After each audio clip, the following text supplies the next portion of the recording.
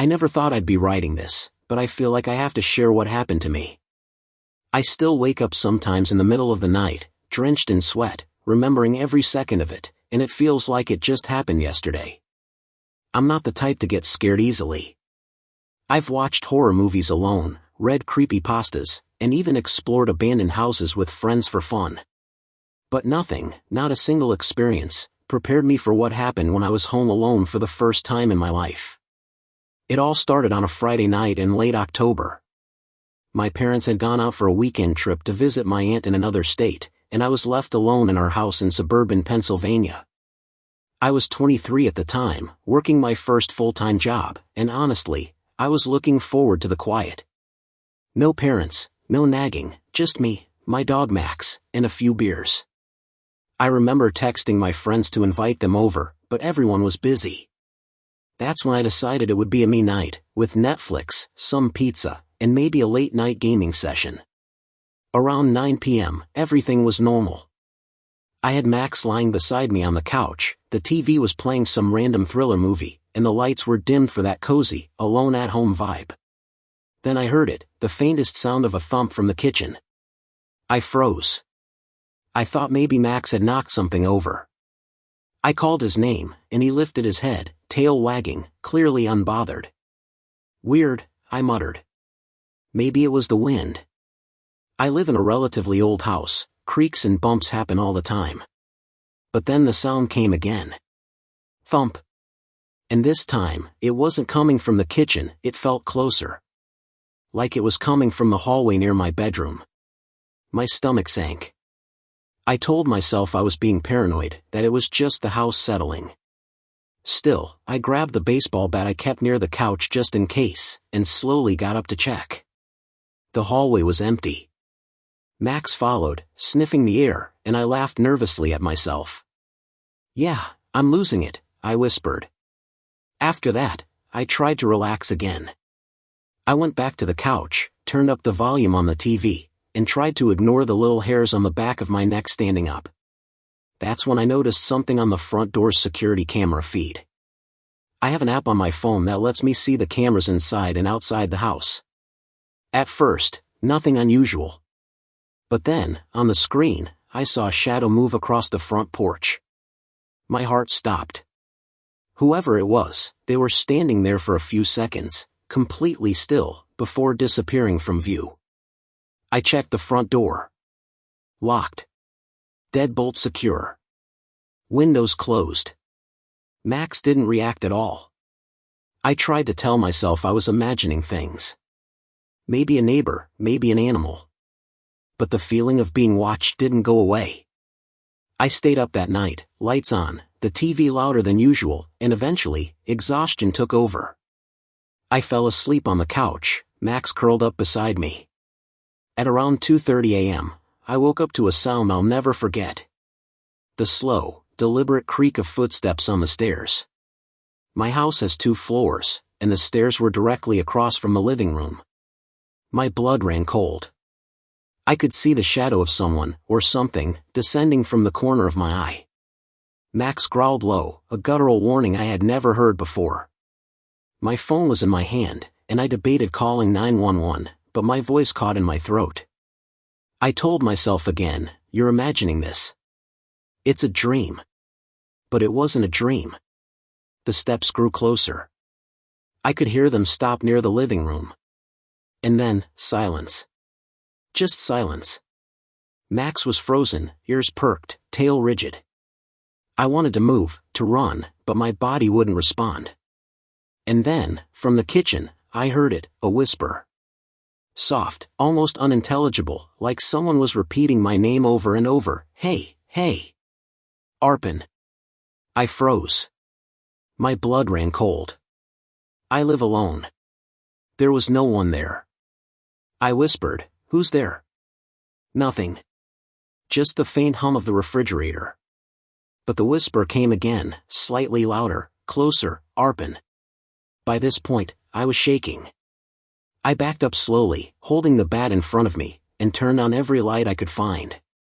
The whispering stopped the moment the lights flicked on. I ran to the front door, looked outside. Empty street. Nothing. Max was still growling softly, staring at the stairs. I decided I had to get out. I grabbed my keys, my phone, and headed to my car. As I reached the driveway, I saw something that made my heart pound out of my chest. Written in the condensation on my car window, in what looked like finger marks, were the words, "Don't go." I froze. For a moment, I couldn't breathe. My hands were shaking so badly I could barely hold my keys. I ran back inside, slammed the door, locked it, and called my parents. No answer. I called 911. The dispatcher asked for my location, and I told them everything. They said a unit would be dispatched immediately. While waiting, I sat in the living room, bat in hand, trying to convince myself this was some sick prank. But there was no one else in the house, no one on the porch, no one outside. The police arrived 20 minutes later. They searched the entire house, inside and out, even the neighborhood. Nothing. No footprints, no signs of forced entry, nothing at all. They told me it could have been a misperception or psychological stress and left. I was alone, shaken, but technically safe. I tried to sleep that night, but I didn't. Every creak, every bump, every shadow felt like a threat. And that's when I noticed the faint scratching sound coming from the basement. I don't have a basement door inside the house, it's locked from the outside. I never mentioned it to the police. But I couldn't stop hearing it. Slow, rhythmic scratches, like someone, or something, was tracing patterns on the wall. I stayed awake until morning, hiding in my room, trying to convince myself it was over. But it wasn't over. That night, Max didn't sleep either. He kept growling at the empty corners, at the walls, and at the stairs. My phone, which had been on silent, started receiving texts. Anonymous numbers. Messages that said nothing but, "I see you. Why are you alone? You shouldn't be here." I've since changed the locks, installed more cameras, and even considered moving. But the feeling never leaves me, the sense that someone is always watching. Every time I'm home alone now, I check the locks a dozen times, scan the security cameras, and pray that nothing comes in. I don't know who, or what, was in my house that night. I don't know how it got in, or why it left no trace. I do know that Max still reacts whenever I mention that night, and I've never been home alone again for more than a few hours. And last night, I saw movement in my backyard again.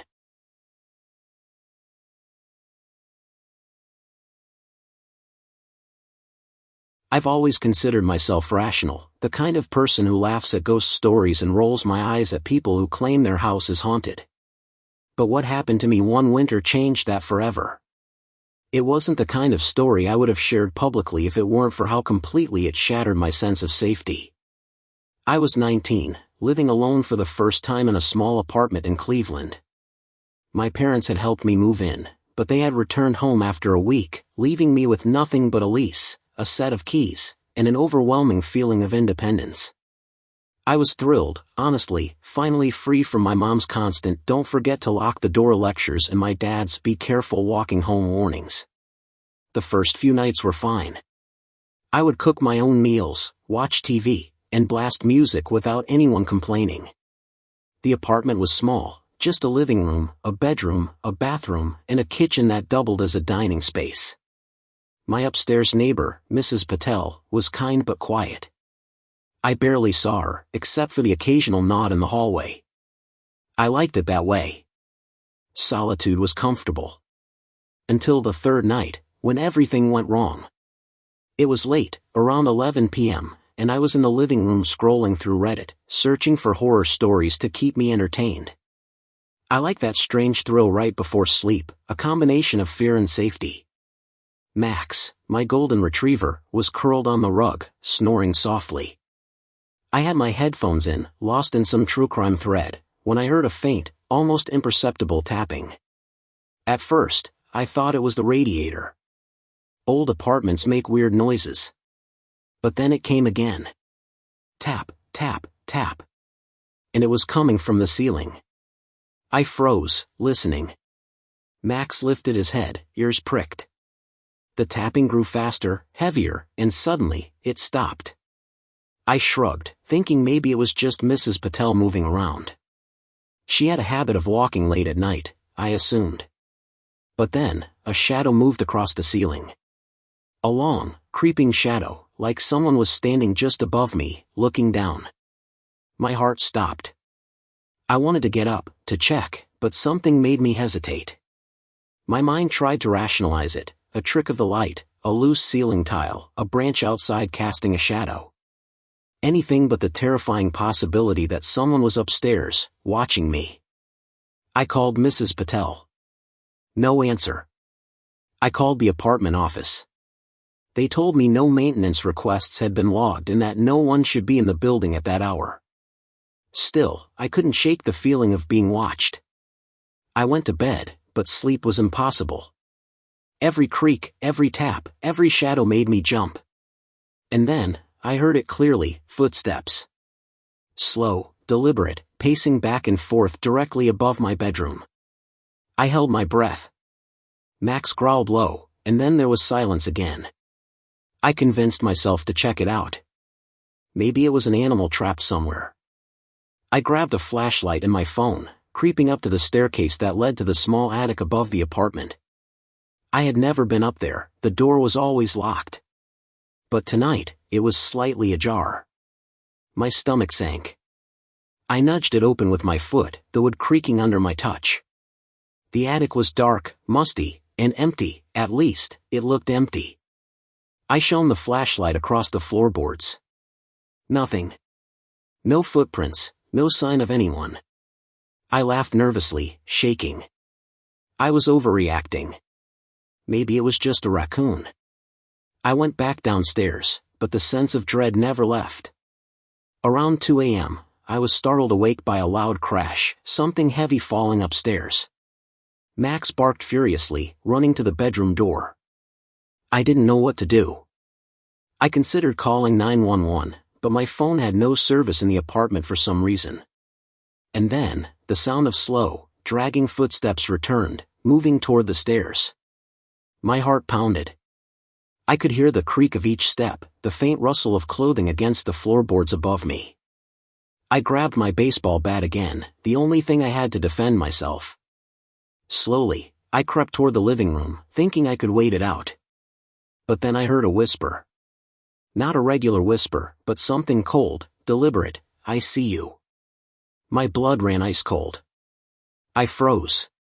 Max barked at nothing. I whispered, "Who's there?" No response.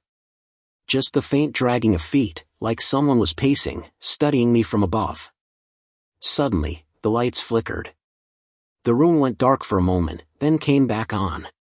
That's when I saw it, on the ceiling directly above me, faint scratches, as if someone had dragged their nails across the plaster. I stumbled back in terror, knocking over a chair. The sound seemed to infuriate whatever, or whoever, was upstairs. The dragging intensified. Then silence. I stayed awake the rest of the night, sitting on the couch, bat in hand, flashlight trained on the ceiling. At dawn, I finally dared to climb the stairs again. The attic was empty, no footprints, no sign of anyone. But when I opened the little storage cabinet, I found something chilling. My wallet, my real wallet, with cash and ID, was inside. I had never left it there. Someone had been in my apartment while I was home. I moved out the next day.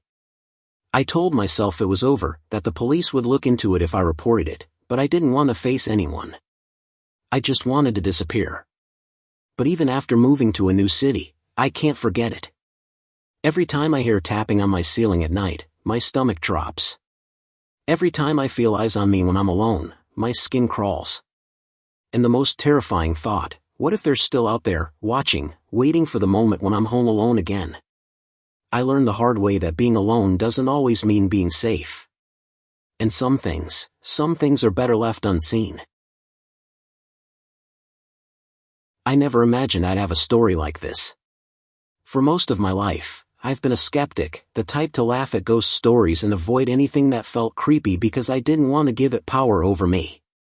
But what happened when I was 21 living alone in my first apartment changed that entirely.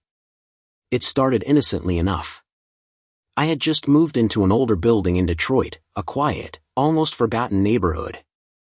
The rent was cheap, and the apartment was perfect for a single person, 2 bedrooms, a small kitchen, and a living room that let in a lot of natural light during the day. I was ecstatic to finally have a place of my own. My parents had helped me move in, but they left the day after, and I was completely alone. I spent the first week unpacking, exploring every corner, and enjoying the freedom of solitude. The neighbors were polite but distant. No one ever seemed to visit or even notice who came and went. It was quiet, too quiet at times, but I told myself that's the point of living alone. I loved the feeling of independence. It was during the second week that things started to feel off. I had a spare bedroom that I wasn't using yet, and one night I noticed something strange. The door to the room, which I was sure I had locked, was slightly ajar. I was certain I had locked it before bed. I checked everything, nothing seemed disturbed. I blamed myself. Maybe I hadn't shut it properly. I closed it, locked it again, and went to sleep, trying not to think about it. That night, around 2 a.m., I woke up to a sound that froze me instantly, the faintest tapping, like someone was drumming their fingers on the wall. It wasn't loud, but it was deliberate, measured. Max, my dog, was growling low in his sleep. I lay there, heart pounding, trying to convince myself it was nothing. Old buildings creak, pipes make noise. It was normal. Except that the tapping continued, even growing louder, until it seemed to be coming from the locked room. I couldn't ignore it. I grabbed a flashlight and my phone and crept toward the room. As I approached, the tapping stopped, replaced by something worse, scratching. Slow, deliberate, like nails being dragged across wood. My breath caught. I shined the flashlight under the door, nothing. No movement. Just darkness. My instinct screamed at me to leave, to run out of the apartment and never come back, but curiosity, or perhaps fear itself, pushed me forward. I unlocked the door and swung it open. The room was empty. Nothing unusual. Just a bed, some boxes I hadn't unpacked yet, and a dusty old wardrobe. My relief was temporary. That's when I noticed it, a faint, black smudge on the floor near the corner. At first, I thought it was dirt or a burn mark, but as I leaned closer, I realized it wasn't random. It looked like a footprint, but it wasn't human. The shape was elongated, distorted, with 5 jagged lines like claws. I jumped back, heart hammering, and suddenly the wardrobe door creaked open by itself. Max barked furiously, backing away, hair on end. I froze. The wardrobe was empty, at least visually, but the temperature dropped instantly, like someone had opened a freezer in the middle of summer. I tried to rationalize it. Maybe a draft? Old wood expanding? But the air felt wrong. Heavy. Malicious. I slammed the door shut and locked it, breathing fast. That's when I heard it, soft, whispering words, coming from inside the wardrobe. I see you. I nearly dropped my flashlight. Max growled, low and menacing, the sound vibrating through the floor. I backed away, trying to steady my nerves. I thought about calling my parents, the police, anyone, but my phone was dead, completely dead. No signal, no battery, nothing. The whispers grew louder, forming fragments of sentences that made no sense. You shouldn't be here, alone, mine. I decided I had to leave. I grabbed Max and ran for the front door, but when I tried to open it, it wouldn't budge. I pulled, kicked, screamed, but it was as if the door had fused to the frame. That's when I noticed the scratching again, this time all around the locked room, as if whatever was inside was trying to escape. The sound was maddening, echoing off the walls, filling the apartment. My heart felt like it would burst through my chest. I ran to the windows, hoping to jump out or call for help, but every window was sealed tight. That's when I realized, I was trapped. Alone. With something that shouldn't exist. Hours passed, or maybe minutes, I couldn't tell. Time seemed to stretch. I sat in the corner of the living room, holding Max, listening to the whispers, the scratching, the faint dragging of feet above my head. I thought I was going insane. But I wasn't imagining it. Something was in that locked room, something alive, or undead, that wanted me to be terrified. Finally, around dawn, everything stopped. The apartment returned to normal, silent except for Max's soft breathing. I cautiously approached the locked room. I don't know why. Maybe I wanted proof, maybe I wanted to confront it. I opened the door slowly. Empty. The wardrobe closed. No footprints, no marks. Nothing. I didn't stay. I packed my things and moved out that day. I never returned, never looked back. But I can't forget it. Sometimes, late at night, when I'm home alone in a new apartment, I hear scratching, faint whispers, and I remember the locked room. I remember the sense of being watched, hunted. And I wonder, was it ever truly gone, or did it just follow me?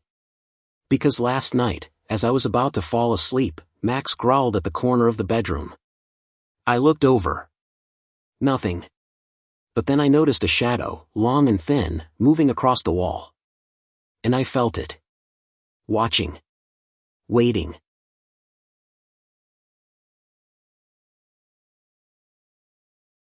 I've never told anyone this story before, not even my closest friends.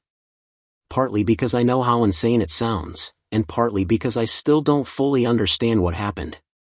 But after that night, I became hyper-aware of the fact that being home alone can be far more dangerous than anyone imagines. I was 22, living alone in a small townhouse in suburban Ohio. My parents were out of town for the weekend, visiting my uncle, and I had the house entirely to myself. I was excited for the solitude, no distractions, no responsibilities, no interruptions. Just me, my dog Toby, and the comfort of my own space. It started late Saturday evening.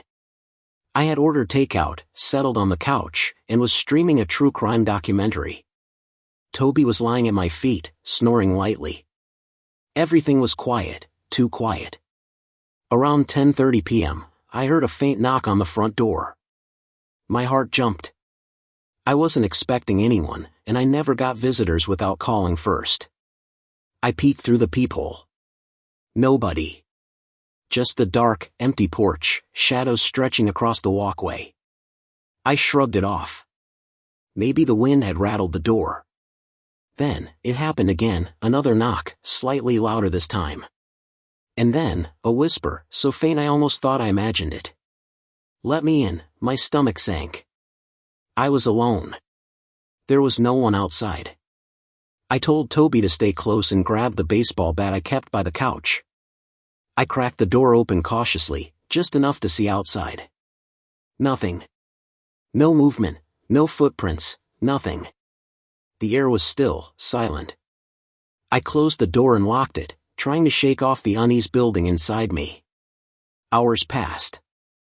I tried to focus on the documentary, but I couldn't shake the feeling that someone was watching me. Every shadow seemed alive, every creak of the floorboards magnified. Around midnight, I went to the kitchen to get a glass of water, and that's when I saw it. On the hallway wall, just above the light switch, was a single, wet fingerprint. It wasn't mine. I had been the only one in the house all night. Toby growled low in his throat, hair standing on end. My pulse quickened. I called the police. They said they would send a unit, but given it was late, they suggested I lock all doors and stay put until they arrived. I did exactly that. I barricaded myself in the living room, flashlight in hand, Toby trembling beside me. And then I heard it, the sound of the front door handle rattling. Slowly, deliberately. Someone was trying to open it. I yelled, "Stay back," but no one responded. The rattling stopped, then started again, more forcefully. My blood ran cold. This wasn't a prank.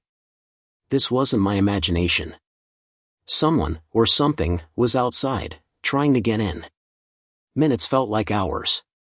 I could hear breathing now, soft, deliberate, coming from the hallway. Toby barked, lunging toward the door, but I restrained him. I was terrified, frozen with fear. And then, just as suddenly as it started, everything stopped. Silence. Heavy, suffocating silence. I didn't dare move for what felt like forever. When I finally mustered the courage to check the door, it was wide open. Wide open. I had locked it. I remembered locking it. Toby whined, staring at the hallway, his entire body rigid. I grabbed the bat and slowly crept toward the door, heart hammering. The hallway was empty. No footprints, no signs of forced entry, nothing. I felt like I was losing my mind. I checked all the windows, all the doors, and everything was secure. Somehow, someone had been inside. Somehow, they were gone without a trace. I didn't sleep that night. I sat on the couch, Toby at my side, bat in hand, lights on, trying to convince myself that it was over. But I could still feel it, the sense of being watched, of someone lingering just outside my vision. And then, just before dawn, I saw movement in the corner of the living room. Shadowy, fleeting, almost transparent. Toby growled and ran toward it, but there was nothing there. Just the empty room. I moved out the next week. I couldn't stay. I changed locks, installed cameras, and triple-checked every door and window before leaving a single time. But even now, months later, I can't shake it. Sometimes, when I'm home alone in my new place, I feel a presence, just at the edge of my vision, a cold weight in the air. And sometimes, I think I hear someone whispering my name, just like that night. I don't know who, or what, it was. I don't know how they got in, how they disappeared, or why they were in my home. I just know that being home alone isn't always safe, and sometimes, the things that visit us when we're alone are far more patient than we are. And they always watch.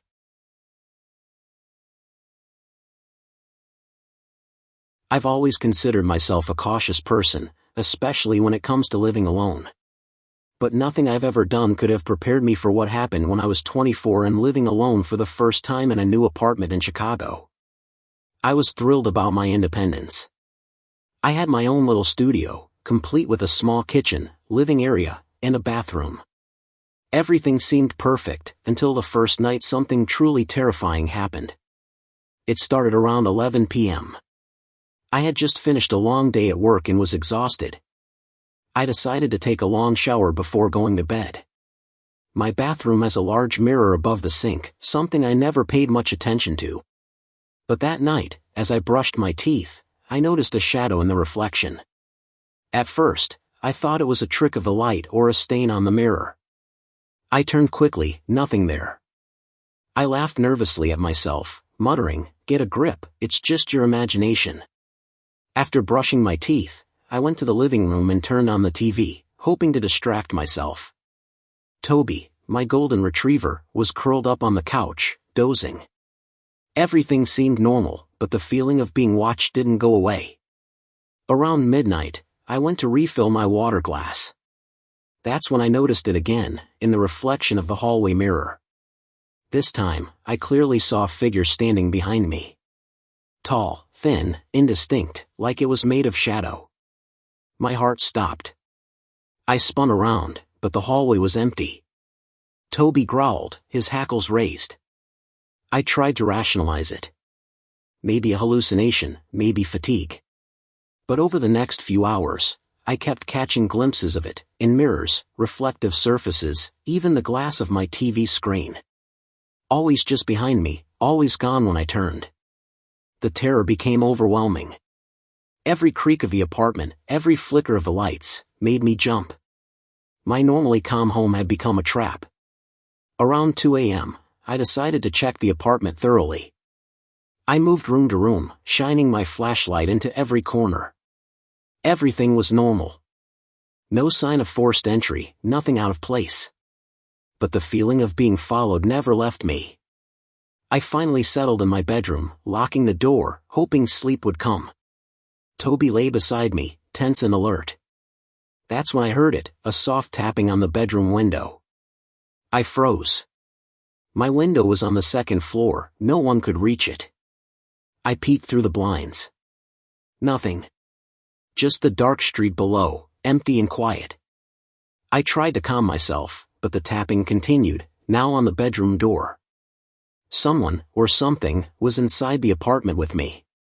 I gripped a baseball bat and slowly approached the door. My hands were shaking, my vision blurred with fear. I flung the door open. Nothing.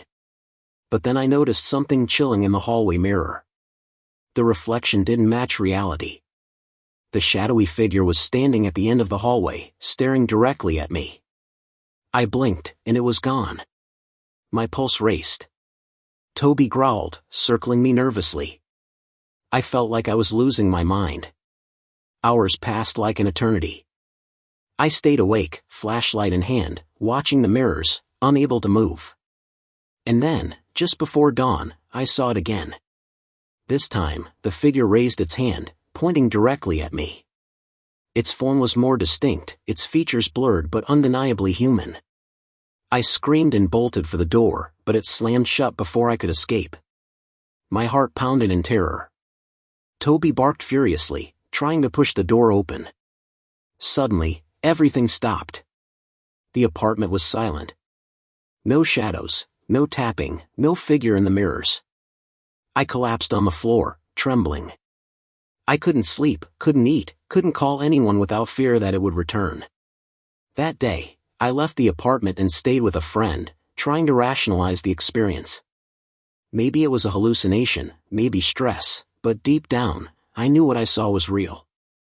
Weeks later, I returned to the apartment to retrieve some belongings. Everything seemed normal. Mirrors cleaned, no signs of the figure. But as I walked past the hallway mirror one last time, I froze. The reflection didn't show me, just the shadowy figure, smiling. Slowly, it raised its hand and waved. I bolted, never returning. Even now, years later, I sleep with mirrors covered in my bedroom. I don't care if it's excessive. I don't care if people think I'm paranoid. Because I know what I saw. And I know that thing, whatever it is, can always find me when I'm home alone.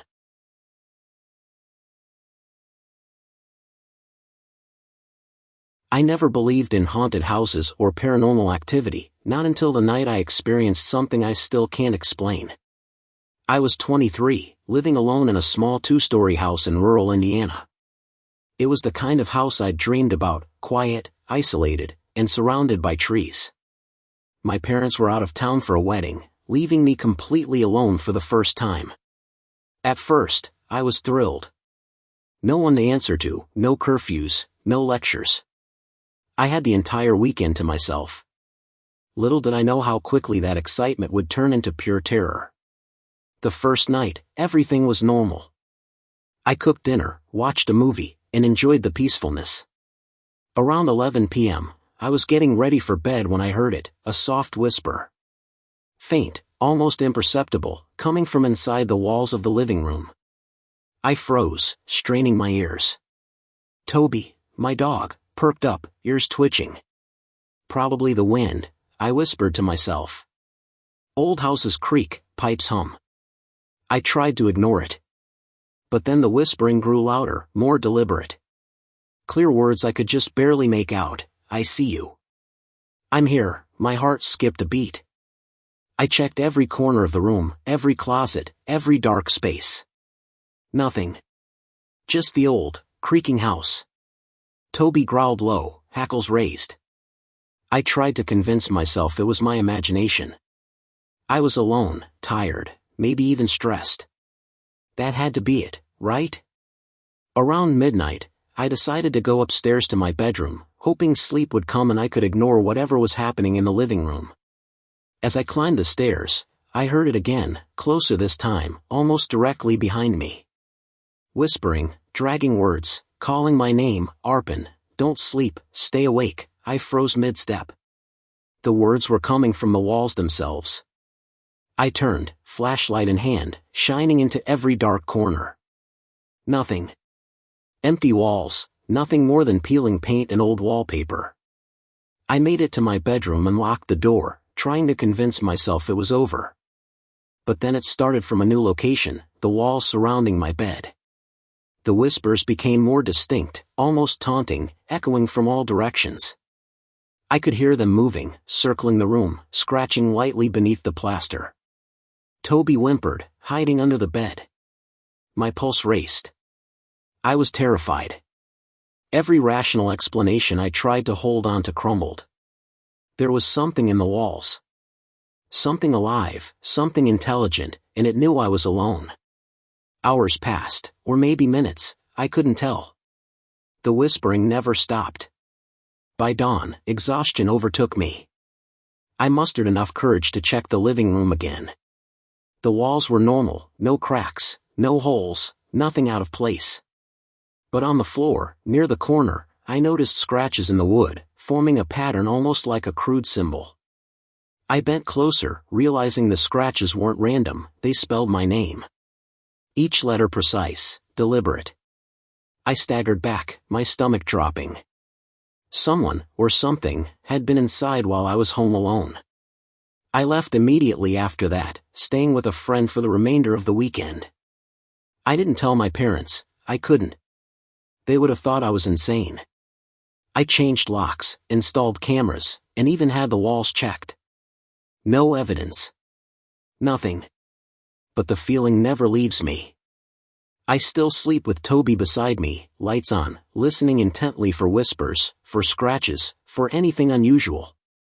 Even now, in my current apartment, I sometimes hear faint whispers when I'm home alone. I convince myself it's just the pipes, the wind, the old building settling, but deep down, I know it isn't. Because that voice in the walls, it hasn't stopped. It's waiting. Patient. Watching. And I can't ever be completely alone again. I've never been the type to scare easily.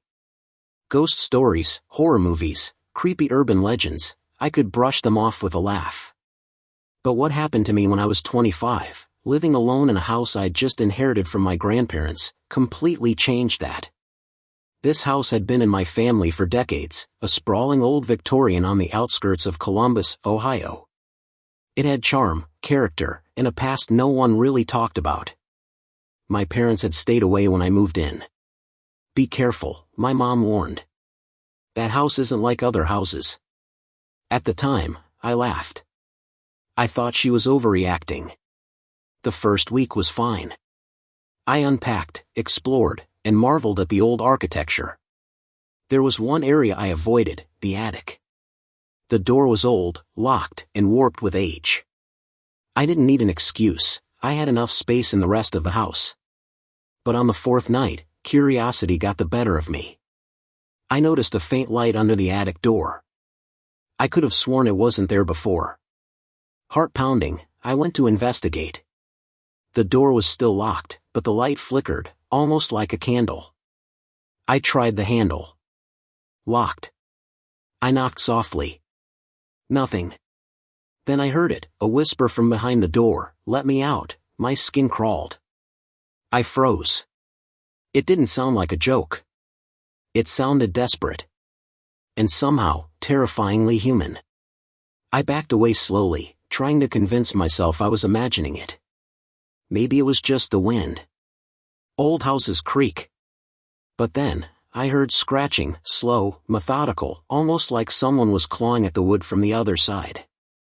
I spent the rest of the night in the living room, lights on, trying to distract myself with music and TV. Toby, my golden retriever, wouldn't leave my side.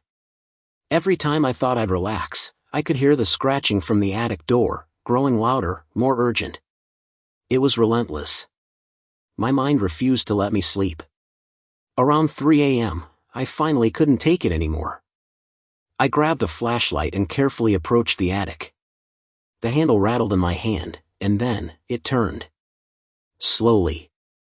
The door creaked open, revealing a dark, narrow staircase leading up. I froze at the bottom. The attic was empty, or so it seemed. The candlelight flickered, casting long shadows along the walls. I could hear soft breathing, though I saw no one. Toby whimpered at my feet. I stepped inside. The air was cold, unnaturally so, and smelled faintly of decay. As I climbed the stairs, I noticed scratches on the wooden railing.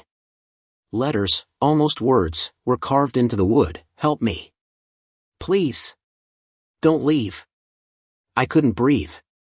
My heart raced. I wanted to run, but something compelled me forward. At the top, the attic opened into a small room. Nothing but old furniture covered in sheets and dust. I shone the flashlight across the room. Then I noticed a figure in the far corner, crouched, unmoving. My body froze. It was thin, pale, with hollow eyes reflecting the light. I could hear it whispering my name, soft, pleading, "Don't leave me, don't leave me." I screamed and ran down the stairs, Toby barking furiously behind me. I slammed the attic door and locked it again, fumbling with the old padlock. I called my parents in tears, telling them what had happened.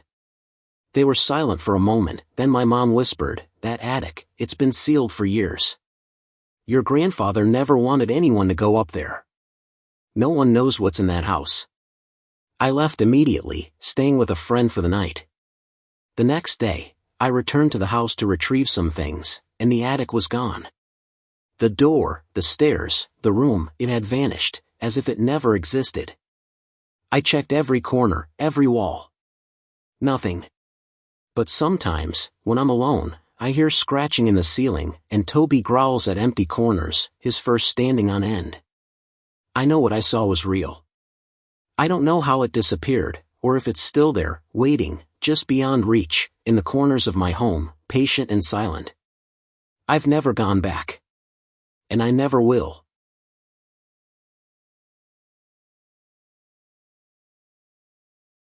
I don't usually share personal stories like this, but after what happened to me, I felt like I had no choice.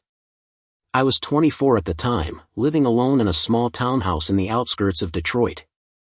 My parents had gone on a trip for the weekend, leaving me completely alone for the first time in my life. I was excited, finally, the freedom I'd been craving since college. I spent the evening cooking, watching a movie, and enjoying the quiet. Toby, my golden retriever, was curled up on the couch beside me, fast asleep. Around 11 p.m., I was in the kitchen doing the dishes when I noticed movement outside through the back window. At first, I thought it was a stray animal or a raccoon. I live near the woods, after all. But then I noticed it more clearly. A man, tall and lanky, standing in the shadows of the yard. He didn't move. He didn't walk. He just stood there, staring at the house. My heart started racing.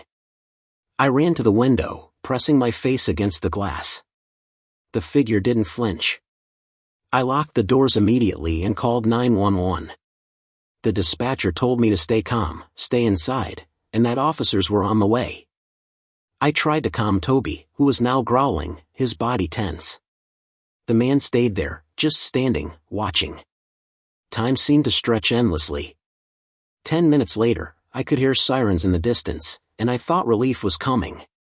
But then, the figure moved. Slowly. Methodically. He walked around the side of the house, never taking his eyes off the windows. The police arrived within minutes, sweeping the yard, checking the perimeter. No one was there. Nothing. Just the empty yard, the rustling trees, and the faint impression that someone, or something, had been there.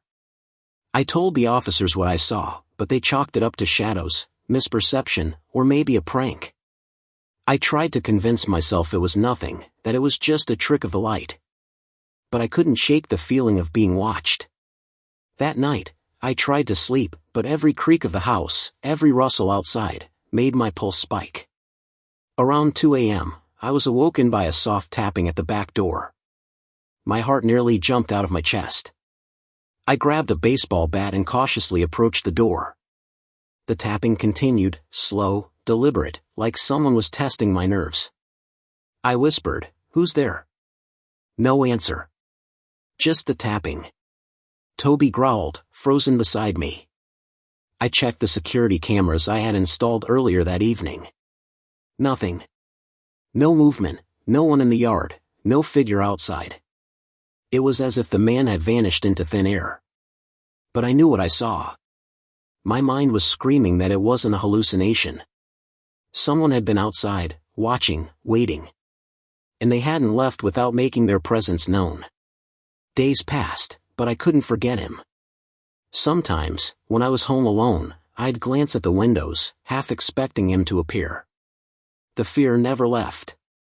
And then, one night, I heard scratching, not outside, but inside. From the hallway. My pulse spiked, Toby barking furiously. I grabbed the bat and crept toward the sound. The hallway was empty, no footprints, no one there. But on the windowsill, I noticed faint finger marks, pressed into the condensation, spelling a single, terrifying word, watching. I left the next day, staying with a friend for a week before finally returning with multiple locks, reinforced doors, and motion-activated lights. But even now, years later, I can't be home alone without looking at every shadow, every window, and every corner. The man outside never revealed himself again, but the memory of being watched, completely vulnerable, has never left me. I learned the hard way that being home alone isn't just uncomfortable, it can be dangerous. And sometimes, the danger doesn't knock, it just waits.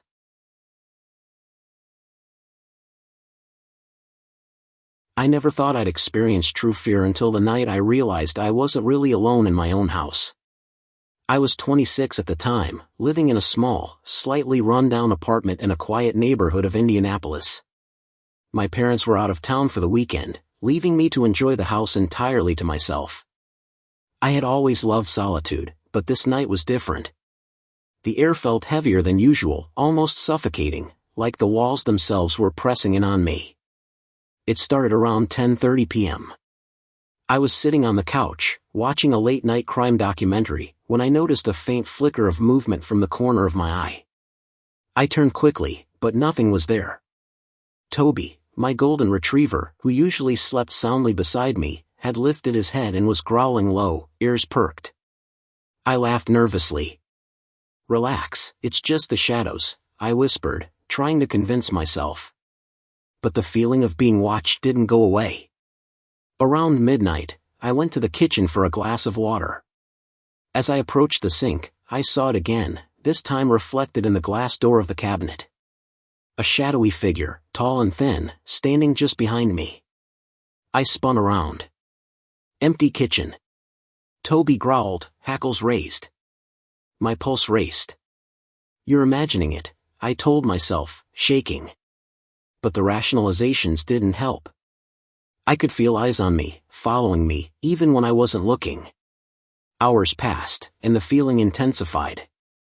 Every creak of the floorboards, every whisper of wind through the window made me jump. Around 2 a.m., I decided to check the apartment thoroughly. I moved from room to room, flashlight in hand, shining into every dark corner. Nothing. No footprints, no signs of forced entry, nothing. But the sense of being watched never left me. It was as if someone was in the apartment with me, just beyond my vision, patient, waiting. Then, I heard it, a soft, deliberate scratching, coming from the hallway near my bedroom. Toby barked and ran to the door, but I restrained him. The scratching grew louder, circling the walls, moving toward the living room. I froze, realizing that the sound wasn't random. It was forming a pattern, like deliberate steps, deliberate movement. My breath caught in my throat. I wanted to run, to scream, but my legs wouldn't move. Suddenly, the temperature dropped sharply. My breath became visible in the cold air, and a shadow moved across the wall, a shadow that didn't belong to anything in the room.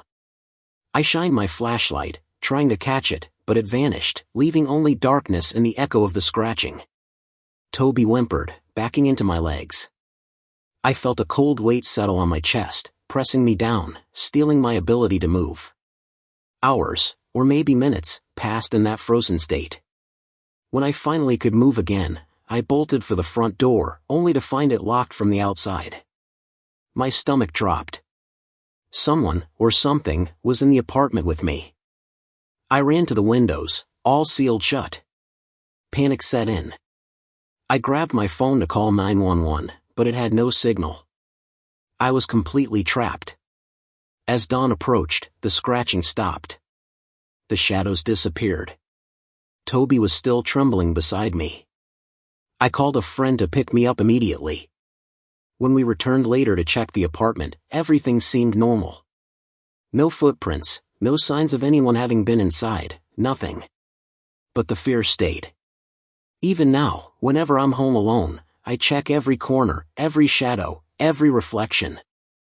I can't shake the feeling that something is waiting, just out of sight, patient, watching, and ready to strike the moment I'm alone again.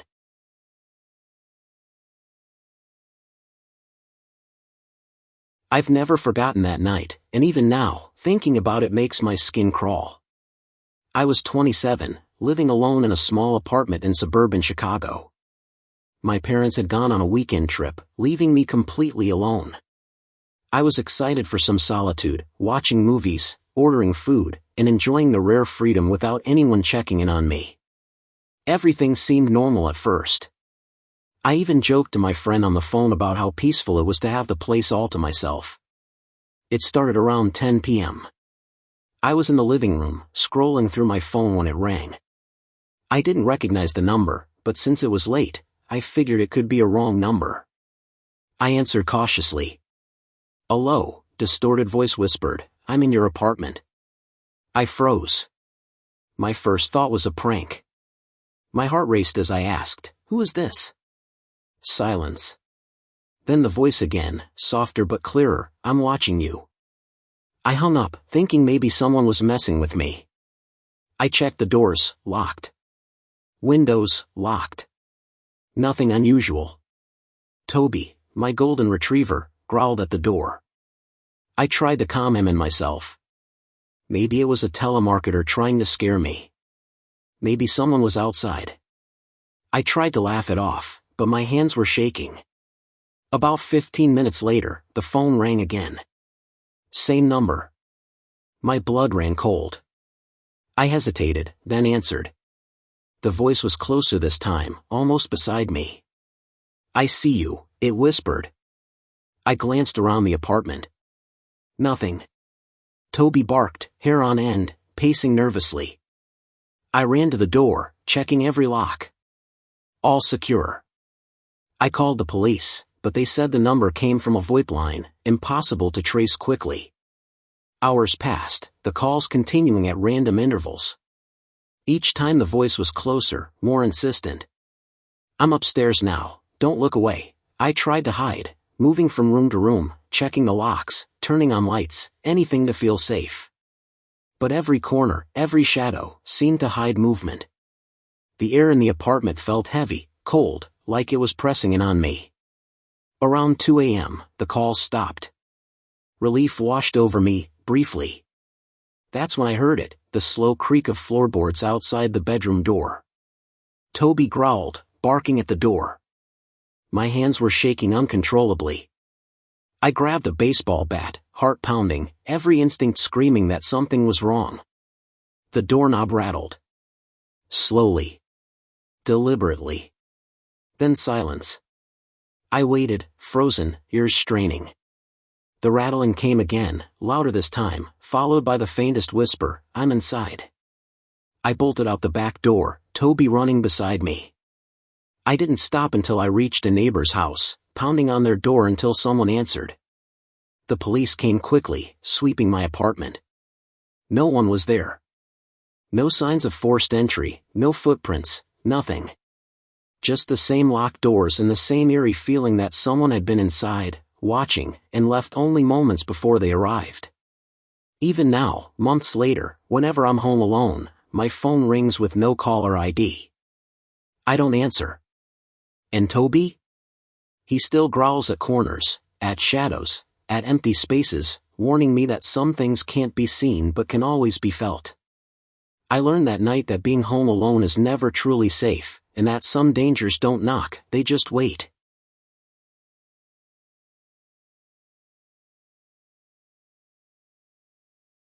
I've always been a rational person. Ghosts, spirits, and anything supernatural were things I scoffed at.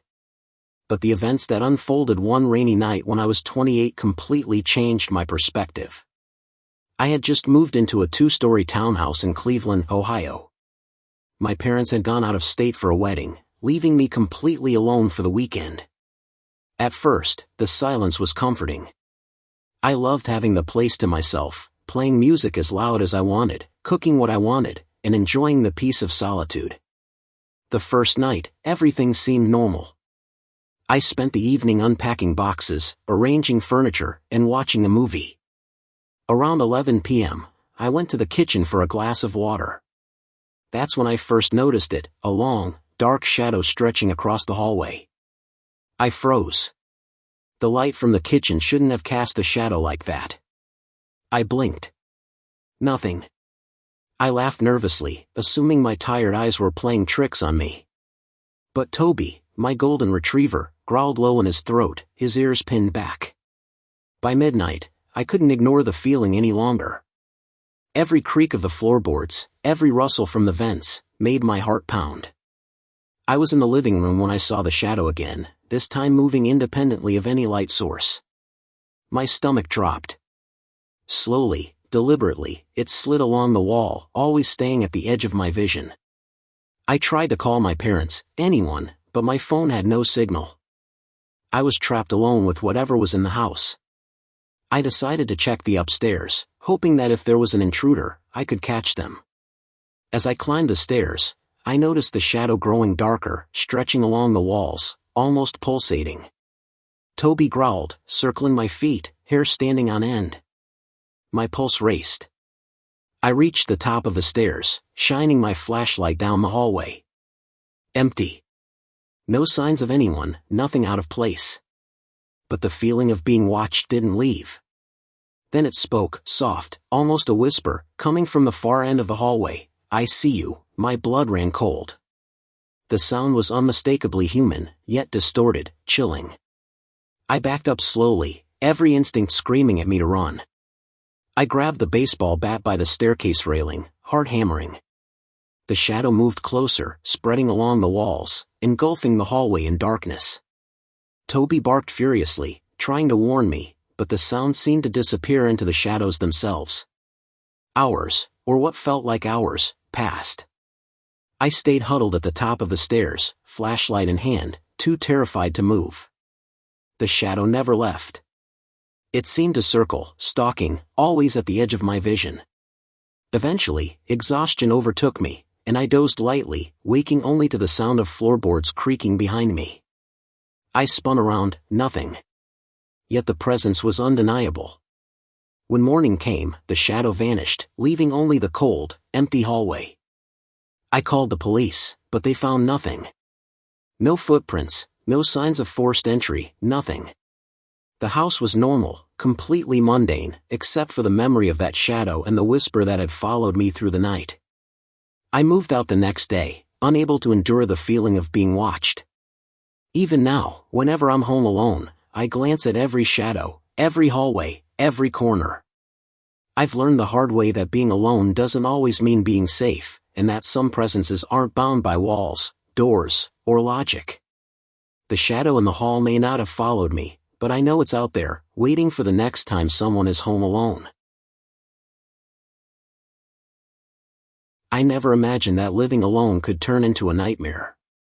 I was 29 at the time, having just moved into a slightly older apartment in a quiet neighborhood of Columbus, Ohio.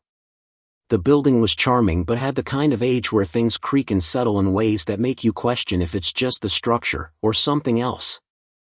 I was thrilled about my new independence. For the first weekend alone, I planned to binge-watch movies, order takeout, and enjoy the comfort of my solitude. The first night passed uneventfully. I unpacked, arranged furniture, and tried to make the space feel like home. But the second night, as I explored the apartment more thoroughly, I noticed a door in the hallway I hadn't paid attention to. It was narrow, plain, and slightly warped from age. For some reason, I'd never opened it. I assumed it led to a storage closet or an old utility room. But curiosity got the better of me. I tried the handle, it wouldn't turn. Locked. I shrugged it off, thinking I'd deal with it later. That night, around 11:30 p.m., I was watching a movie in the living room when I heard it, a faint scratching sound, coming from the direction of that locked door. At first, I thought it was Toby, My dog, moving his nails against the floor, but he was asleep on the couch. The scratching grew louder, deliberate, almost like someone was trying to get my attention. My pulse spiked. I grabbed a flashlight and cautiously approached the door. I knocked gently. "Hello?" I called, trying to mask the trembling in my voice. Silence. Then, from the other side of the door, I heard a whisper so faint I almost thought I imagined it. "Don't forget me." My hands shook as I tried the handle again. Still locked. The voice came again, louder this time, desperate. "Open the door, please." I backed away, heart racing, and slammed myself against the far wall of the hallway. Toby barked furiously, his hair standing on end. I couldn't understand it. No one else had a key. No one else was in the building. Yet someone, was inside, trapped, calling for me. My instinct screamed to leave, but a terrifying part of me wanted to know what was behind that door. Hours passed, or perhaps minutes. Time became distorted. The whispering continued intermittently, growing more frantic as the night wore on. I couldn't sleep. I couldn't eat. Every shadow, every creak of the apartment made me jump. Finally, around 3 a.m., I summoned the courage to call my landlord. When I described the door, he paled. "That door hasn't been opened in decades," he said. "No one knows what's in there." I thought it was sealed off completely. The next day, he brought a key and opened the door with me. The room was small, dusty, filled with old furniture draped in sheets. At first, it seemed empty. I stepped inside, flashlight shaking in my hands. That's when I noticed the floor, scratches, deep and deliberate, forming words. "I'm still here, don't leave me." The air was cold, heavy, suffocating, even though it was summer. My stomach dropped. I couldn't breathe. I left immediately, refusing to return until the apartment had been thoroughly inspected and sealed. But the feeling stayed with me. Even now, years later, when I'm home alone, I sometimes hear faint scratching behind walls, whispers from corners I know are empty, and the sense that something is waiting, patiently, for the next time I'm alone. I learned that some doors, some rooms, aren't meant to be opened, and some presences aren't meant to be forgotten. I've never been particularly prone to fear, or at least, I never thought I was. But living alone in my apartment when I was 30 completely changed that. It was a quiet, 2-story apartment in suburban Cleveland, Ohio. My parents had gone on a weekend trip, leaving me alone for the first time in months. I was looking forward to the solitude, uninterrupted time to binge-watch shows, cook my own meals, and enjoy the peace of having the place entirely to myself. The first night passed quietly. I unpacked, organized, and settled in with a movie, Toby curled up beside me on the couch. The apartment was warm, cozy, and perfectly normal, or so I thought. Around 11 p.m., I went to the kitchen for a glass of water. That's when I first noticed it, soft, deliberate footsteps on the stairs leading to the second floor. At first, I assumed it was my imagination. Maybe Toby had moved in his sleep. But the sound grew clearer, slow, measured, pacing up and down. My heart started pounding. I froze, listening, and Toby's low growl confirmed my fear. I called out, "Hello? Is someone there?" Silence. The footsteps stopped as if they had been waiting for me to speak.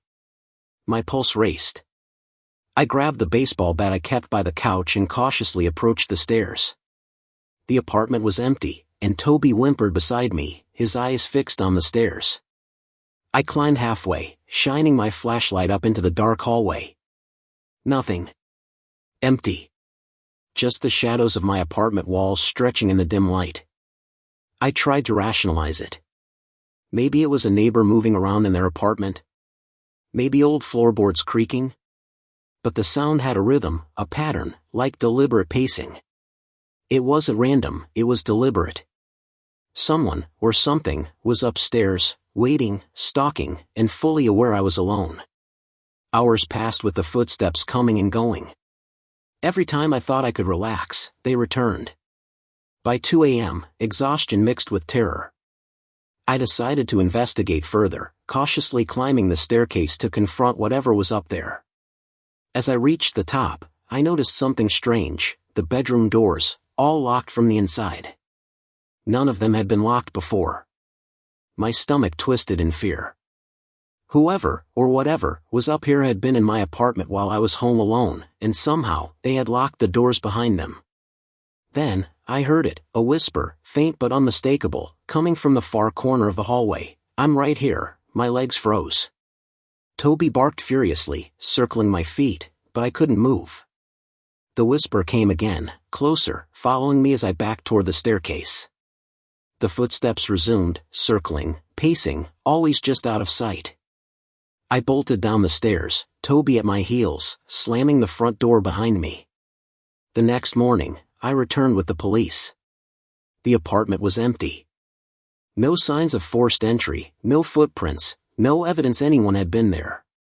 Just the empty staircase, the locked doors, and the memory of the pacing footsteps. I moved out immediately.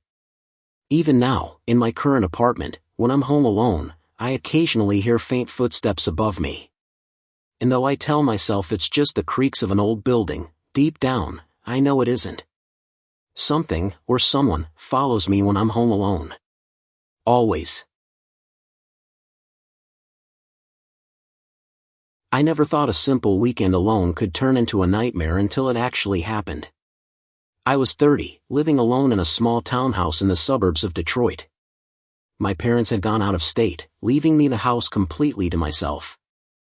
I'd been looking forward to a quiet weekend, movies, snacks, and the rare peace of solitude. But that night changed everything. It started around 10:30 p.m.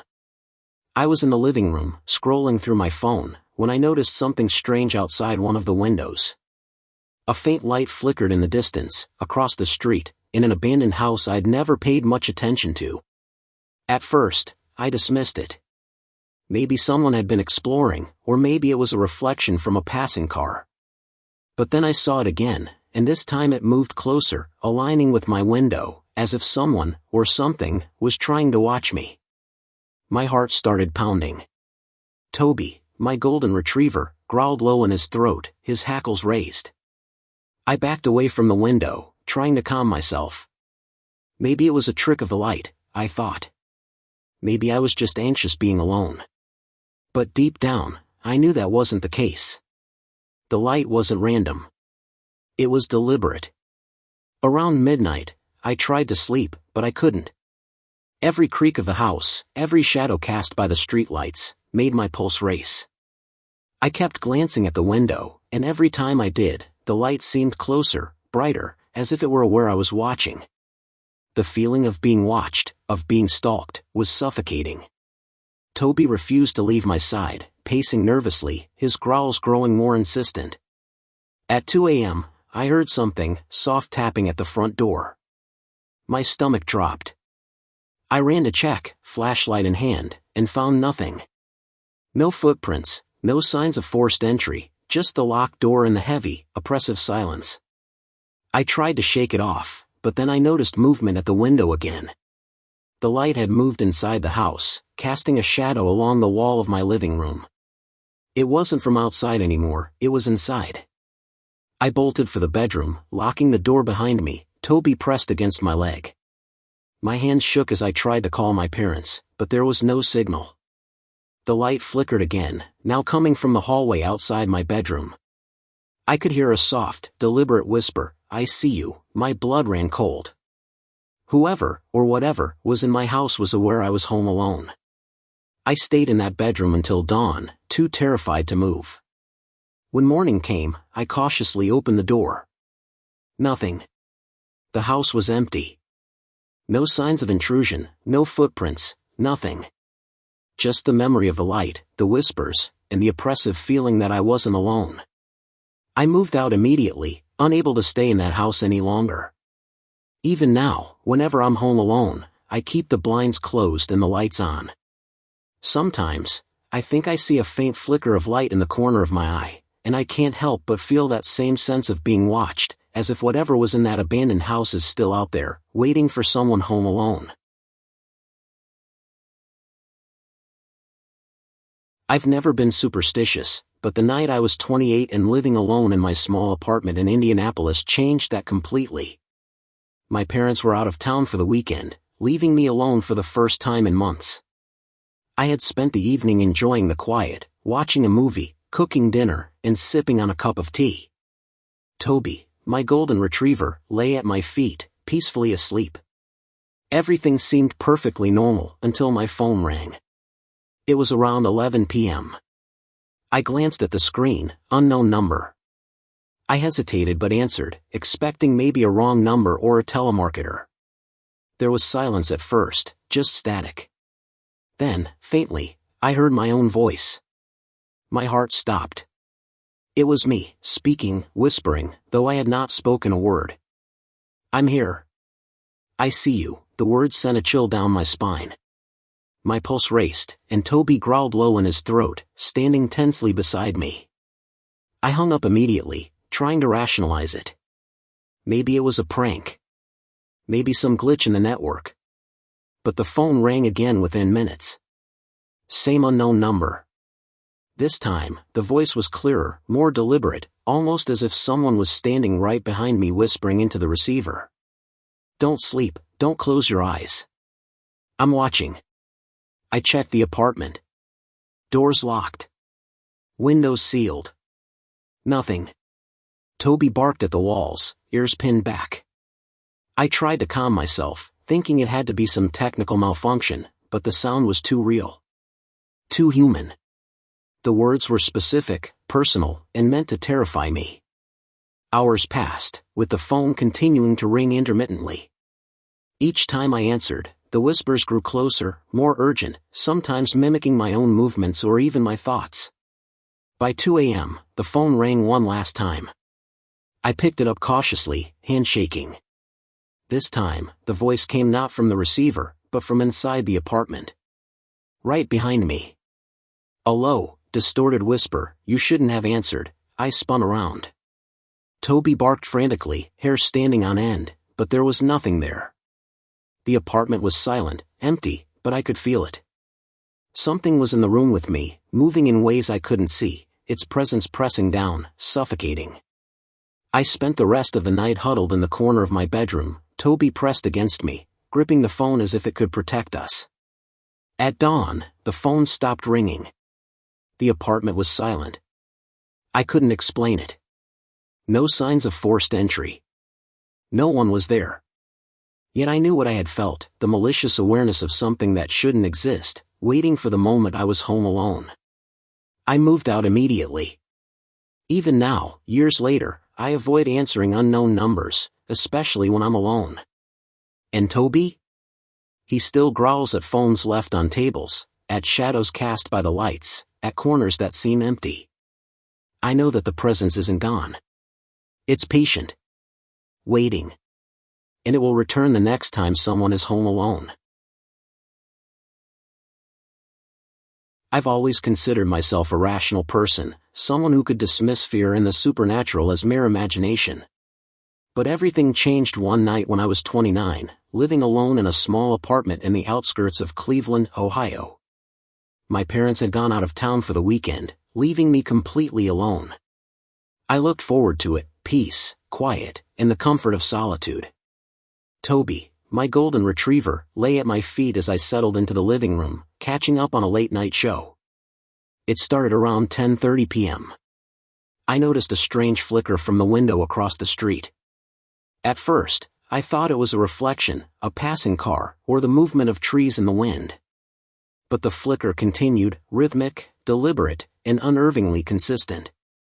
Then I noticed something even stranger, a shadow, distinct and tall, standing across the street in front of an abandoned house. It didn't move with the wind, didn't flinch, and it seemed to be staring directly at me. My pulse quickened, and Toby growled low in his throat, ears pinned back. I tried to ignore it, thinking it was my imagination. But the flicker returned, closer this time, casting a reflection on my own living room window. My heart sank. The shadow wasn't outside anymore, it seemed to be inside, watching me. The feeling of being observed was suffocating. Every creak of the apartment, every gust of wind, made me jump. I locked all doors and windows, trying to convince myself I was safe. But deep down, I knew I wasn't. Around midnight, the shadow disappeared. I tried to sleep, but my mind refused to calm down. Every corner of the apartment seemed darker, heavier, alive in a way that made my skin crawl.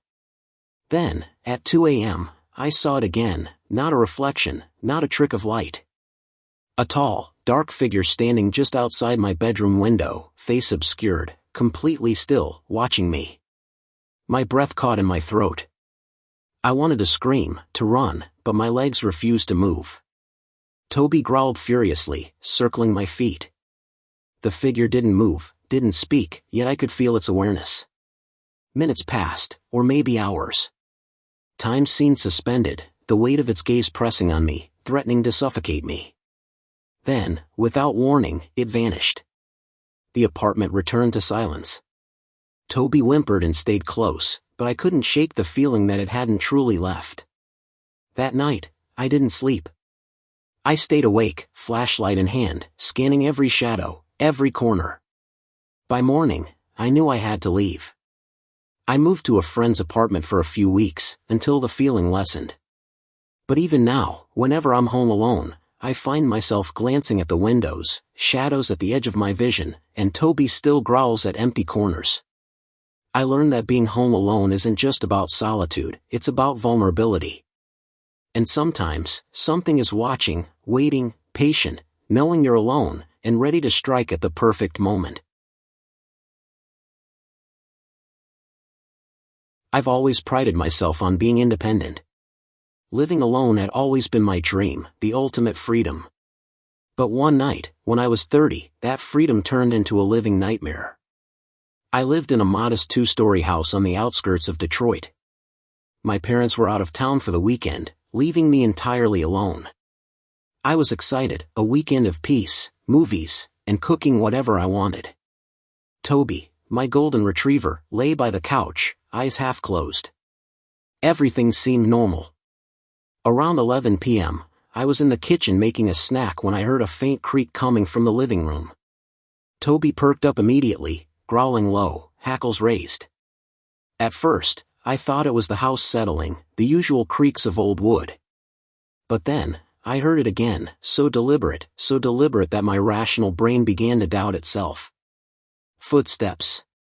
Soft, deliberate footsteps, pacing back and forth. I froze, gripping a kitchen knife for some semblance of protection. "Hello?" I called out, my voice barely above a whisper. Silence.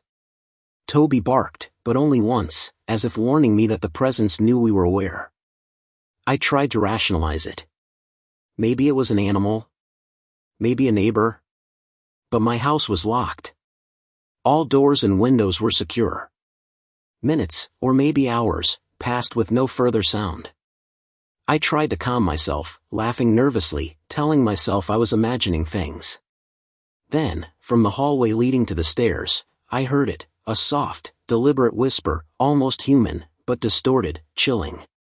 "I'm here." My blood ran cold. Toby growled again, moving closer to me, his body tense, ready to defend. I slowly moved to the front door, checking the locks. Every lock was secure. The footsteps had stopped, but I could feel it, the presence, the awareness of being watched. Around 2 a.m., I heard the soft dragging of something across the floor upstairs. My heart pounded, every instinct screaming that someone, or something, was in the house. I called the police, but they told me there was no evidence of forced entry. Nothing. Just an empty house. I spent the rest of the night sitting in the living room, flashlight in hand, Toby pressed against me, every shadow seeming alive. At dawn, I finally dared to go upstairs. Nothing. No footprints, no signs of anyone. Just silence. But then I noticed something chilling. A single chair had been moved from the corner of the room to the center, facing the stairs. I hadn't touched it. Toby sniffed the chair, growling low, unwilling to leave. I moved out that day. Even now, whenever I'm home alone, I can feel the memory of that night, the awareness that someone could be there, silent, patient, watching, waiting. Toby still refuses to sleep upstairs when I'm alone, his instinct telling him the presence is real and still very much alive. I learned a lesson I will never forget: being home alone doesn't guarantee safety. And sometimes, the most terrifying guests are the ones you never see. I never thought I'd experience true fear while home alone, but that night changed everything. I was 31, living in a slightly older apartment in suburban Columbus, Ohio. My parents had gone on a weekend trip, leaving me completely alone. I'd been looking forward to a peaceful weekend, watching movies, cooking, and enjoying the quiet. Toby, my golden retriever, was sleeping at my feet as I settled in for the night. Everything seemed perfectly normal, until around 11 p.m. It started with a soft whisper. At first, I thought it was Toby, whimpering in his sleep. But the sound was coming from the walls themselves. A faint, almost human whisper, repeating words I couldn't understand. My heart began to race, and Toby lifted his head, ears alert, growling low. I pressed my ear against the wall, straining to hear, and the whispering stopped immediately. It was as if whoever, or whatever, was speaking had noticed me listening. I tried to shake it off, telling myself old buildings make noises, creaks, and echoes. But the whispers returned, growing louder, more urgent, coming from different parts of the apartment. At first, I tried to ignore it, burying myself in my phone and the TV, but the voices became more deliberate, forming words I could understand. Don't leave, stay with me. I froze. My pulse pounded in my ears. Toby growled again, circling, his fur standing on end. By midnight, the whispers were accompanied by scratching, slow and deliberate, moving behind the walls. I could feel the vibrations, the subtle thrum of something alive just beyond reach. Every instinct screamed at me to leave, to get out of the apartment, but fear and curiosity rooted me to the spot. I called my parents, but there was no answer. I tried 911, but the line was dead. The apartment felt like a trap, the walls closing in, the whispers growing more insistent. Around 2 a.m., I decided to investigate further. I moved from room to room, pressing my ear against each wall, trying to locate the source.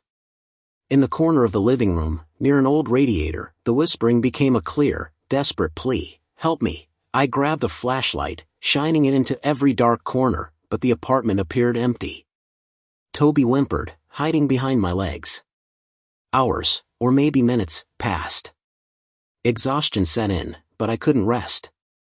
The whispers had become a constant presence, a relentless reminder that I wasn't truly alone. At dawn, the voices stopped. The apartment returned to its normal, silent state. There was no evidence anyone had been there, no signs of forced entry, nothing. But the memory stayed with me. Even now, when I'm home alone, I sometimes hear faint whispers behind the walls, and Toby still refuses to sleep in the living room, his instincts warning him that the voices are not gone, they're just waiting. I learned that night that being home alone isn't about solitude, it's about vulnerability.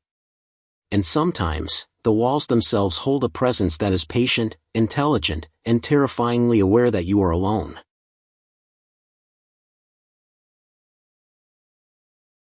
I never believed in the paranormal, at least not until the night I was 32 and living alone in a small apartment in suburban Indianapolis. My parents had gone out of town for the weekend, leaving me entirely alone.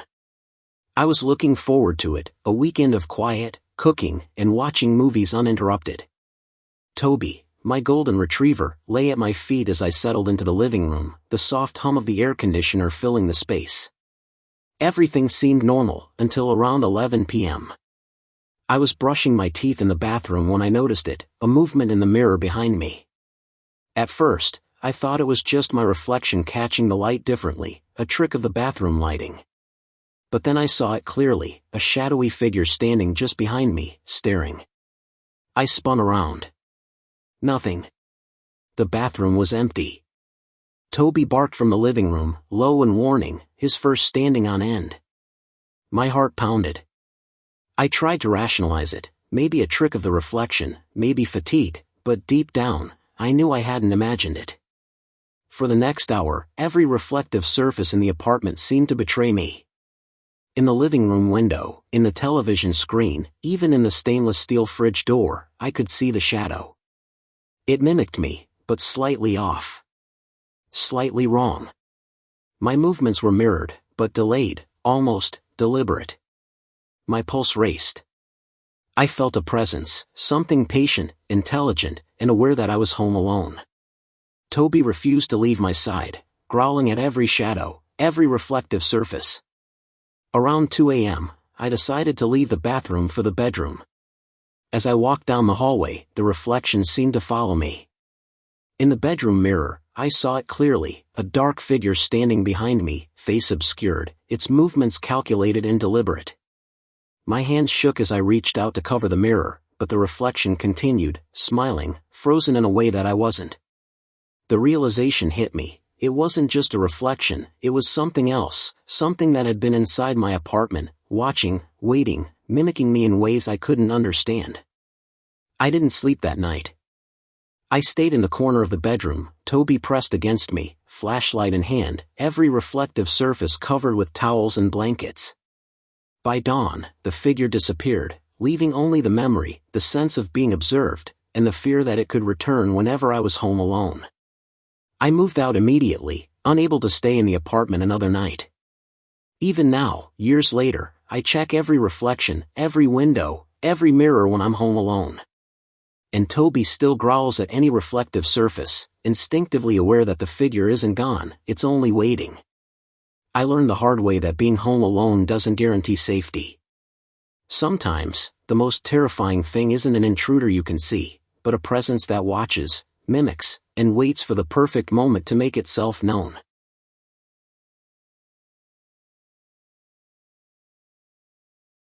I thought I knew what fear was.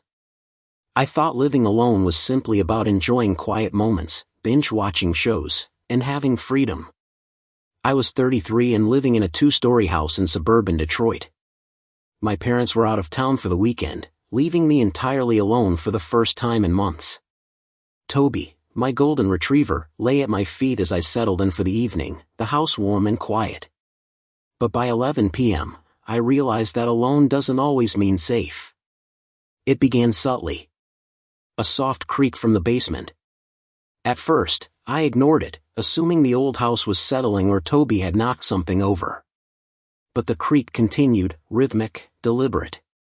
Toby lifted his head, ears pinned back, growling low. My pulse quickened. I tried to brush it off, probably the furnace or plumbing, but the sound didn't match anything mechanical. It was footsteps. Slow, careful, pacing the basement floor. I went upstairs, locking all doors behind me, but the sound persisted, moving beneath me, echoing from the basement steps.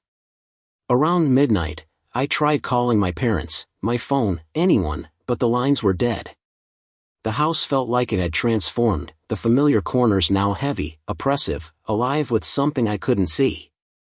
I grabbed a baseball bat and flashlight, descending the stairs cautiously. Every step creaked under my weight, amplifying the silence around me. Halfway down, I noticed something that made my stomach turn. The basement door, normally closed, was wide open. I hadn't opened it. Toby whined and pressed close, refusing to move forward. A cold draft hit my face as I shined the flashlight inside.